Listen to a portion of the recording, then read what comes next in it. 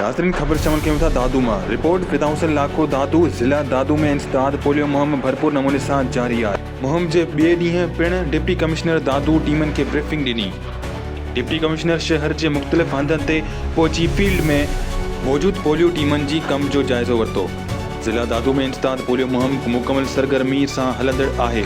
Deputy commissioner दादू Saeed Murtaza Shah dispatch centre Makhdoom Bilawal तां polio टीमनि खे ब्रीफिंग ॾिनी, फील्ड में रवानो कयो, जंहिंखां पोइ हिन मुख़्तलिफ़ इलाइक़नि जो दौरो पिणु कयो।